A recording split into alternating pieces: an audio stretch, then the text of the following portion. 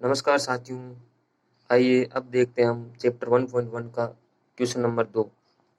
देखिए, प्रश्न है दर्शाइए कि कोई भी धनात्मक विषम पूर्णांक 6q + 1 या 6q + 3 या 6q + 5 के रूप का होता है, जहाँ q कोई पूर्णांक है।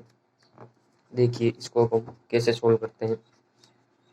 यहाँ पे देखिए, सबसे पहले ये दूसरा क्वेश्चन, हमें मानना है ए धनात्मक विषम पूर्णांक है। ए कोई धनात्मक विषम पूर्णांक है। हमने माना ए कोई धनात्मक विषम पूर्णांक है, ये हमने मान लिया। ठीक है, अब यूक्लिड विभाजन एल्गोरिथम के अनुसार देखते हैं। तो यहाँ हमने लिख दिया, अब यूक्लिड विभाजन एल्गोरिथम के अनुसार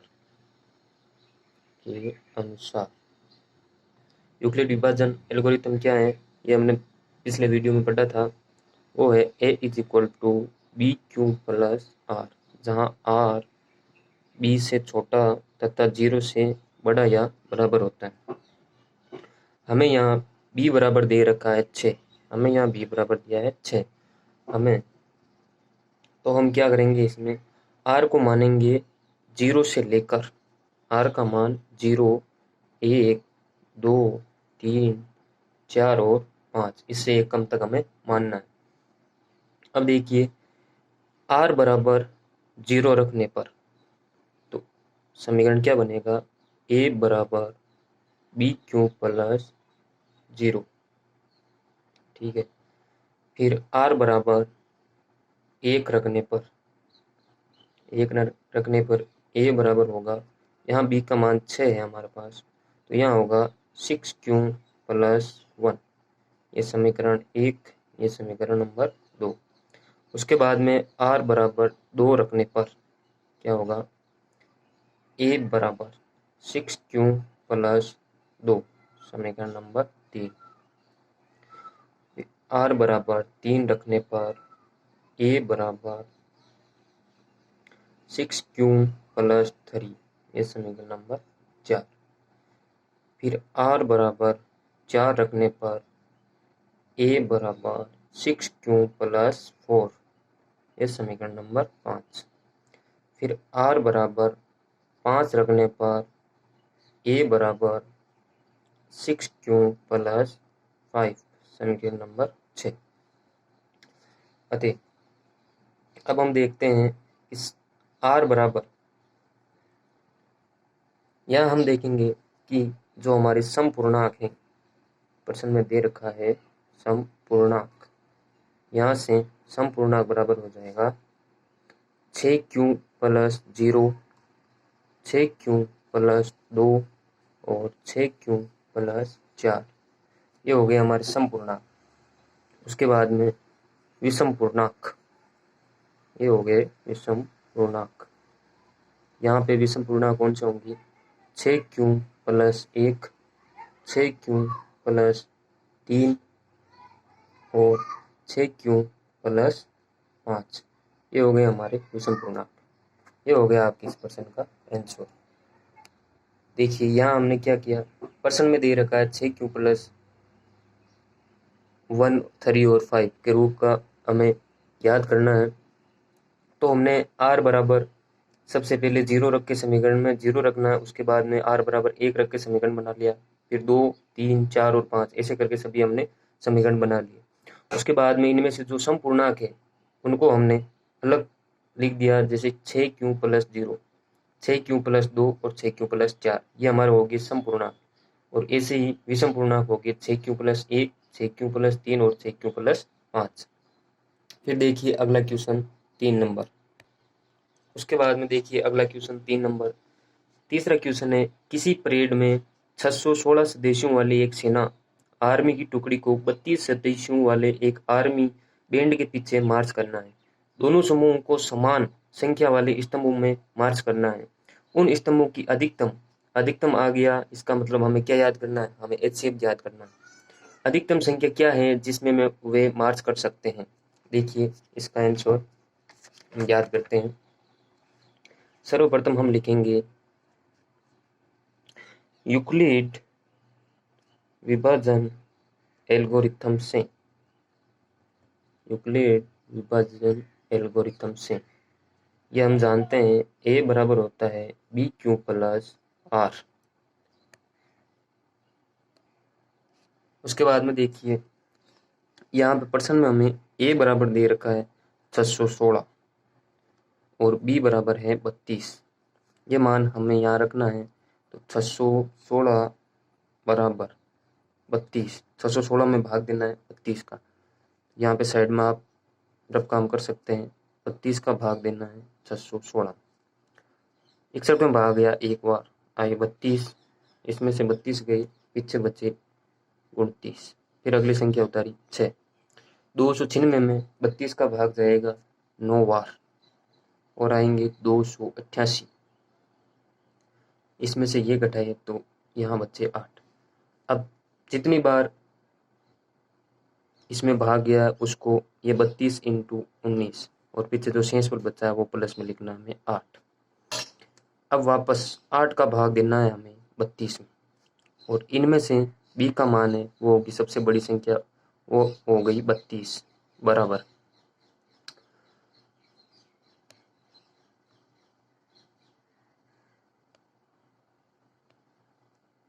32 बराबर होगी।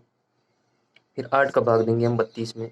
32 में 8 का भाग गया 4 बार, 8 चौक 32 और पीछे शेष पर बच गया 0। तो यहाँ लिखेंगे 8 इंटू 4 प्लस जो हमारे शेष पर बचा वो 0।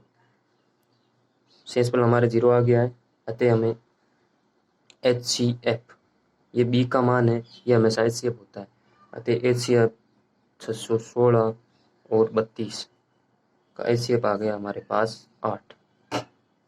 अतः हम लिख सकते हैं अतः स्तंभों की अधिकतम संख्या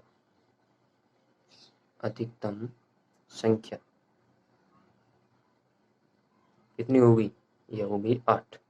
इसका उत्तर हो गया। बिल्कुल इजी क्वेश्चन है। उसके बाद में देखिए अगला क्वेश्चन। फिर देखिए अगला क्वेश्चन है चौथा। यूक्लिड विभाजन प्रेमिका का प्रयोग करके दर्शाइए कि किसी धनात्मक पूर्णांक का वर्ग किसी पूर्णांक m के लिए 3m या 3m+1 के रूप का होता है। ये चीज हमें दर्शानी है। यहाँ पे संकेत दिया हुआ है। ये मान लीजिए x कोई धनात्मक पूर्णांक है, तब यह 3q, 3q+1 या 3q+2 के रूप में लिखा जा सकता है। इनमें से प्रत्येक का वर्ग कीजिए और दर्शाइए कि इन वर्गों को 3m या 3m+1 के रूप में लिखा जा सकता है। तो देखिए इस क्वेश्चन को सोल्व करते हैं हम। ये क्वेश्चन हो गया नंबर 4। इसमें वापस हमें वही काम करना है। माना ए धनात्मक पूर्णांक और बी बराबर 3। बी बराबर हमें 3 मान लिया। वापस यूक्लिड विभाजन एल्गोरिथम से वो होता है a = BQ+R, जहाँ R का मान 0 से बराबर या बड़ा और B से छोटा होता है। तो R बराबर 0, 1, 2, क्योंकि B बराबर हमने 3 मान लिया ना, प्रश्न में दिया हुआ है, इसलिए R बराबर होगा 3 से कम, 0, 1 और 2। अब R का मान इस समीकरण में रखने पर 1, 1, तो हमने सर्वप्रथम R बराबर 0 रखा, तो समीकरण बनेगा a बराबर 3q+0। ये हो गया समीकरण नंबर 1। फिर r बराबर 1 रखने पर a बराबर 3q+1, ये हो गया समीकरण नंबर 2। फिर r बराबर 2 रखने पर a = हो गया 3q+2, ये हो गया समीकरण नंबर 3। अब हमें प्रश्न में दे रखा है कि वर्ग करना है, तो अब हम यहाँ लिखेंगे वर्ग करने पर। देखिए समीकरण 1 से, समीकरण 1 है ए बराबर 3q प्लस 0। इसका हमें क्या करना है, वर्ग करना है। ये मैंने यहाँ पे इसका कर दिया वर्ग दोनों ओर। तो ये हो जाएगा a square is equal to 9q square. ठीक है, ये 3 का स्क्वायर हो गया 9 और q का स्क्वायर हो गया q स्क्वायर। इसे हम लिख सकते हैं, इस 9 q स्क्वायर को हम a square is equal to 3 into 3q का स्क्वायर। ये हमने यहाँ पे इसको लिख दिया, ये हमने ऐसे लिख दिया 3 इंटू 3q का स्क्वायर। ये 3 इंटू 3 हो गए 9 और q का स्क्वायर q स्क्वायर। अब हमने यहाँ पे मानना है कि 3q स्क्वायर बराबर m, क्या m, जहाँ m क्या है, जहाँ m बराबर एक धनात्मक पूर्णांक है, एक धनात्मक पूर्णांक है। तो ये हो गया a square is equal to 3m, क्योंकि 3q स्क्वायर की जगह हमने क्या मान लिया, ये m मान लिया। तो यहाँ पर लिख दिया है हमने ए स्क्वायर बराबर 3m। इसके बाद नेक्स्ट देखिए समीकरण 2 से। देखिए समीकरण 2 से दूसरा समीकरण है, दूसरा समीकरण हमारे पास ए बराबर 3q प्लस 1। यहाँ पर वापस इसका वर्ग करने पर हो जाएगा a square is equal to 3q plus 1 का होल स्क्वायर। तो ए स्क्वायर बराबर, जब हम इसका वर्ग खोलेंगे, ए प्लस बी का स्क्वायर होता है ए स्क्वायर, मतलब 3q का स्क्वायर प्लस बी स्क्वायर 1 का square plus 2ab, 2 into 3q into 1। तो हो जाएगा ए स्क्वायर बराबर, ये 3 का square 9q square plus 1 plus 3 into 2 हो गए 6q।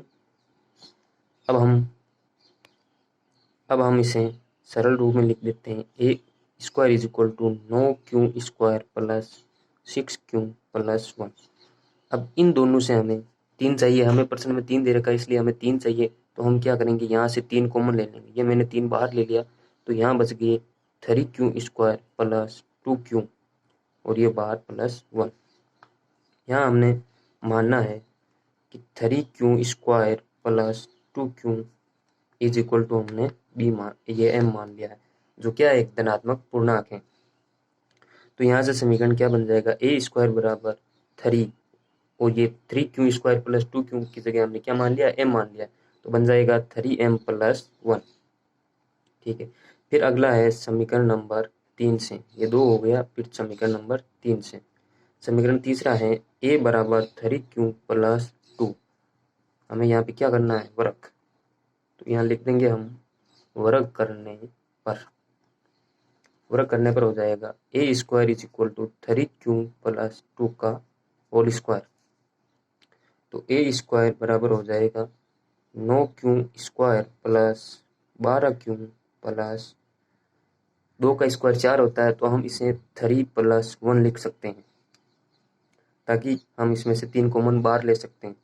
मैंने यहाँ पे 3 बाहर ले लिया, तो यहाँ बच गया 3q square plus 4q plus 1 और ये 1 बाहर रह गया यहाँ पे स्क्वायर। अब हमें इस कोष्टक को पूरे को क्या मान लेना है, m मान लेना, जो क्या है, एक धनात्मक पूर्णांक है। तो हमने मान लिया m बराबर 3q square plus 4q plus 1, इसके बराबर क्या है, m। तो हम 3q square plus 4q plus 1 की जगह क्या रख सकते हैं, m रख सकते हैं। तो यहाँ हो जाएगा a स्क्वायर बराबर 3m प्लस 1। ये प्रश्न में हमें सोल्व करना था, वो हो गया। प्रश्न में हमें सोल्व करना था कि 3m प्लस 1, ये देखो यहाँ पे दिया हुआ है। वर्गों को 3m या 3m प्लस 1 के रूप में लिखा जा सकता है। हमें यही सिद्ध करना था, ये सिद्ध हो चुका है। अतः हम यहाँ कह सकते हैं कि अतः धनात्मक पूर्णांक का वर्ग 3m या 3m प्लस 1 के रूप का होता है, का होता है। ये हो गया आपके क्वेश्चन नंबर 4। आपको समझ में आ गया होगा, उम्मीद है मुझे। फिर देखिए हम अगला क्वेश्चन करते हैं, क्वेश्चन नंबर 5। देखिए 5वां क्वेश्चन क्या कह रहा है।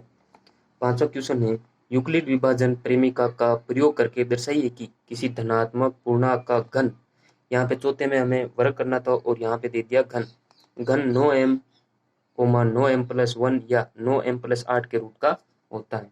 देखिए इस क्वेश्चन को हम करते हैं, बिल्कुल इजी है ये क्वेश्चन। जैसा हमने पिछला क्वेश्चन किया था सेम टू सेम उसी का है, उसी में वर्ग था, उसमें वर्ग था और इसमें घन। देखिए हम इसको सोल्व करते हैं, हमें फिर से वही काम करना है। 5वां, हमें माना ए धनात्मक पूर्णांक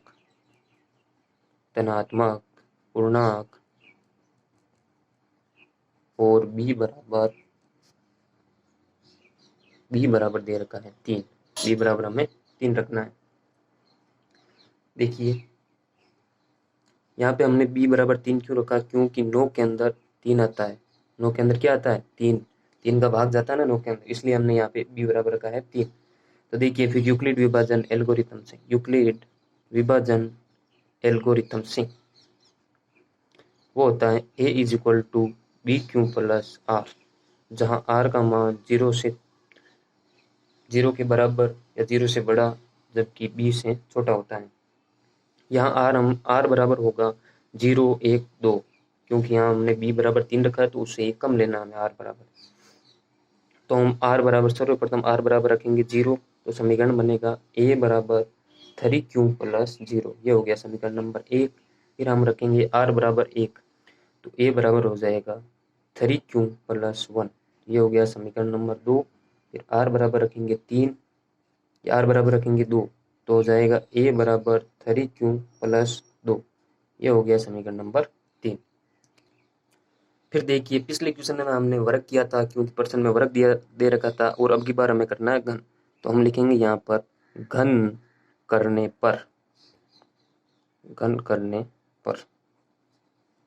समीकरण